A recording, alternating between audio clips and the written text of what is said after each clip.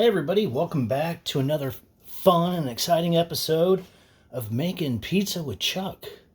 Alright, today is going to be the first of a few videos. This is going to be how to make the dough. And I'll show you the making of the dough, and then I'll press pause and I'll wait for it to rise, and then I'll show you the rise on this video. So here we go. Alright, so we have a cup of hot water, and because this yeast likes it between 100 and 110, I'm just going to cool this down a little. It was a little hotter than 110, 115. So I am going to, it's 128. You got to go cool it off a little bit more. But I found over the years that the temperature at which you start this water at is kind of important on how this yeast works. So this is just regular star yeast I get from Costco in the big cube, and it lasts me 10 years. All right, that was 117. So we're just gonna, and what you could do is you could use like water out of your tap. We don't drink and use our tap water because we have a well. We don't use that for cooking, so we have a water dispenser. All right, so it's at 112. This is perfect. I'm going to add just a little bit less than a tablespoon of this instant yeast, or whatever it's called, yeast.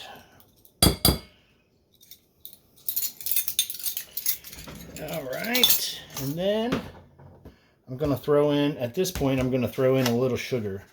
Now this sugar is kind of a mixture I've made myself. It's a mixture of like the white granulated sugar, and then there's some of that raw sugar. It's kind of a 50-50 split. And I just like it better that way. So I'm going to put about a tablespoon of sugar in here. And we're going to let that sit. I'm going to stir it up, but we're going to let that sit a little bit. I'm not going to add the salt yet. And I'm not going to add the other spices just yet either. I got some garlic to put in there before we add the flour, but I'm just going to stir this up a little bit. I'm going to hit pause, and then we'll come back after probably about 5-10 minutes for this yeast, because this yeast is going to start activating now with that warm water and adding that instant yeast in there. All right, we'll see you in just a few minutes.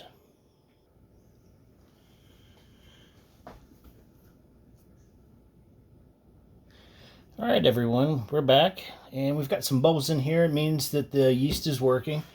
So we're going to go now. We're going to add about a tablespoon, maybe a little less than a tablespoon of salt.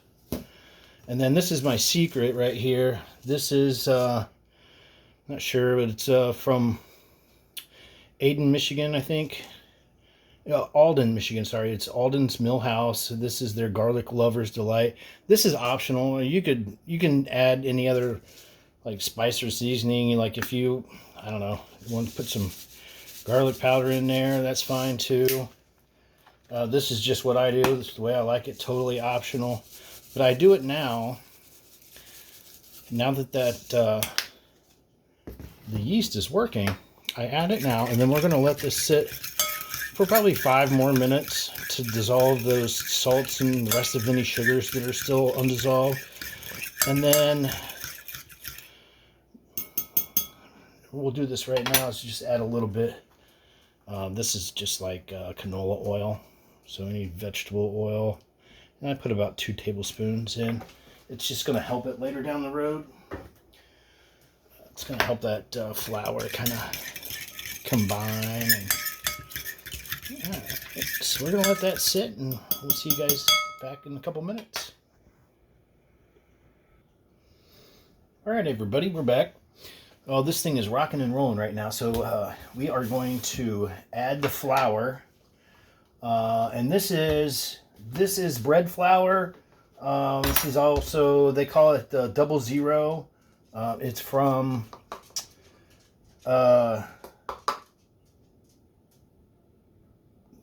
crap, I just forgot. King Arthur. That's who it's from. King Arthur makes a 00 flour dough that you can get at like all the retailers. I think I got mine at Costco or Kroger's or Myers or something. So this is going to be, it's going to take about 2 1/4, 2.5 cups of flour, but I'm just going to combine them kind of slowly. So 1 cup of flour now, and I'm just going to stir it in, get all these big chunks. All right, we're going to go in for another cup. Another cup of flour. And don't worry, everybody, I just washed my hands, so we're good there.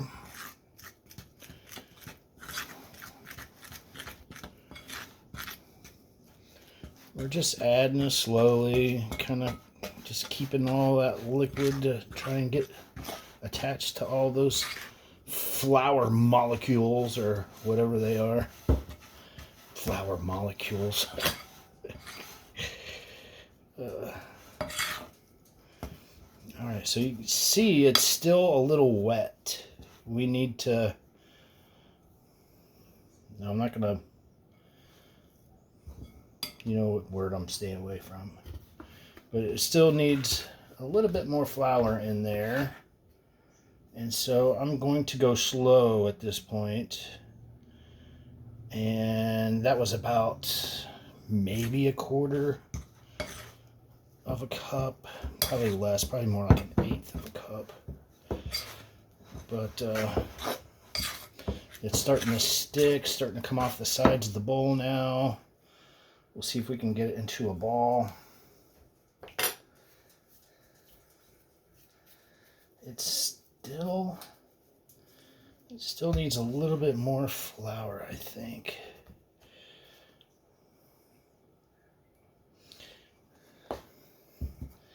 You'll kind of see, it'll make sense when this is, here we go. It's starting to feel just a little tacky, not much, and it kind of stays together as a ball, and it's kind of pliable, but it's not tacky, it's not sticking to my fingers. That's what you want right there. So once you get kind of a dough ball that's not sticking to your fingers, it's trying to grab this stuff off the edge of the bowl. It's getting most of it.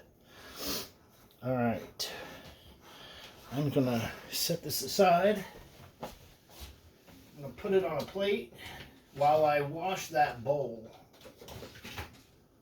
because we're going to let this dough rise in this bowl, but we need to clean it, and then we'll need to oil it down and then put it in there for proofing. So we'll see you in just a minute. All right, everybody, we are back. I have cleaned this bowl and I've oiled it. So I put about maybe 1/2 tablespoon of oil, and then I just greased the inside of this bowl. It's going to be very important for when this thing rises. So I'm going to set that in there, and that's where it's going to proof. I'm going to put some plastic wrap over the top here. Keep it nice and safe, and then it's just going to sit here in the kitchen because it's warm in the kitchen. And it's going to sit, and then we'll come back in a couple hours and we'll look at the difference in size. All right, see you in a few.